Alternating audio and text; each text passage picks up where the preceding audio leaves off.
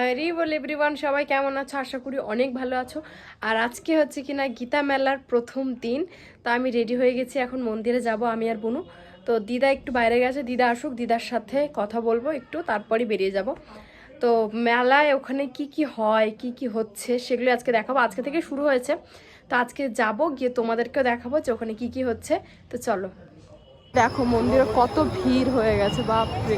এখন আমরা মন্দিরে যাবো না, এই পার্কের এদিক দিয়ে যাবো গীতা মেলায়। তো চলো।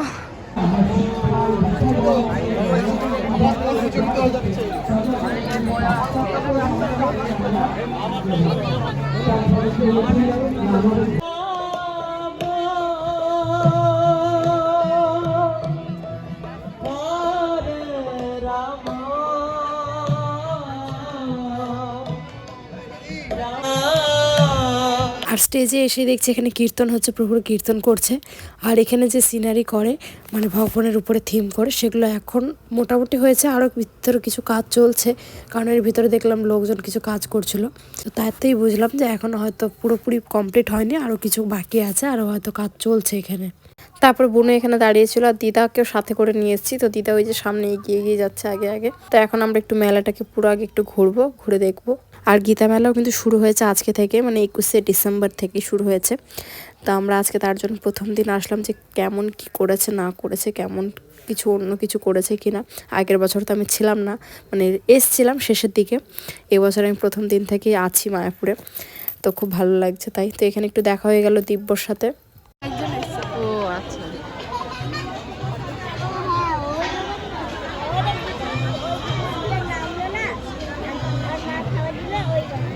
এখনো চেয়ার টেয়ার কিছুই পাতেনি এখানে, খাবার জায়গা এটা।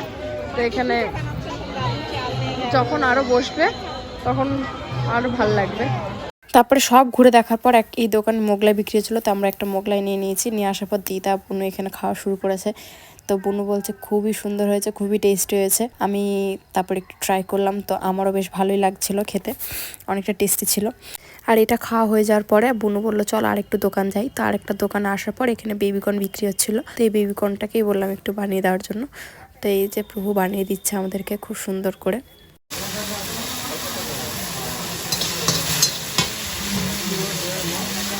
আর জানি না কেন ঘরে এরকম যখন আমরা বানাই তখন টেস্টি হয়, কিন্তু এইটা যেরকম টেস্টি হয়েছে এরকম টেস্টি হয় না কেন জানি না। এরা কি দেয় এর মধ্যে, এতটা টেস্টি ছিল। আর প্রভুর এই বেবিকর্নটা তো যেন আলাদাই একটা টেস্টি ছিল, এত টেস্ট লাগছিল খেতে, সত্যি অনেক টেস্ট ছিল এটা। আর এখানে বোনুর আর দিদারও কিন্তু অনেক ভালো লেগেছে, অনেক টেস্টি ছিল এটা খেতে। আমি তো বলছিলাম যে আরেক প্লেট আনার জন্য, কিন্তু আবার দিদা বললো যে এখন আর আনতে হবে না, আবার আর একদিন আসবি তখন খাস, এখন যেটা আছে এটাই খা। সত্যি খুবই দারুণ। তারপর আবার বুনু বললো যে চল একটু ঝাল খেয়েছি, আবার একটু মিষ্টি খাই। তো তার জন্য আবার একটা কেক নিয়ে নিয়েছিলাম বুনু আর আমি মিলে। তো এই কেকটা ছিল, এটা চকলেট ফ্লেভারের ছিল, এটা বেশ ভালোই ছিল এটাও খেতে। শুধু আমার একটু মিষ্টিটা বেশি লাগছিল, কিন্তু এমনি সব ঠিকঠাক ছিল।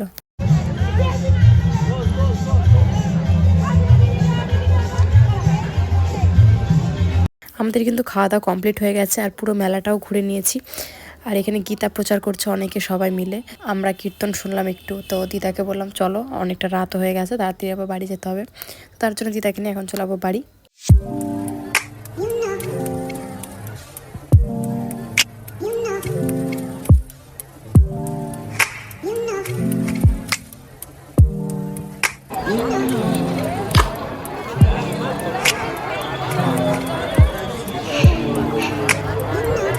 আর আজকে 21শে ডিসেম্বর আর শনিবার পড়েছে, তার জন্য আজকে ছিল পরিক্রমা।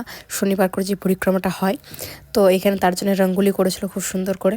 আর এখানে এই রঙ্গোলিটা করেছে দেখো কত সুন্দর, একটা ময়ূরের উপরে। আর এখানে কত সুন্দর অফরো দিয়ে করেছে, খুব সুন্দর লাগছিল এই মানে রঙ্গোলিটা দেখতে। এদিকে নামহট্টার কাছাকাছি চলে এসেছি, নামহট্টার কাছাকাছি এই তো নামহট্টা। আর এখানে তো আমরা এখন বেরিয়ে পড়বো,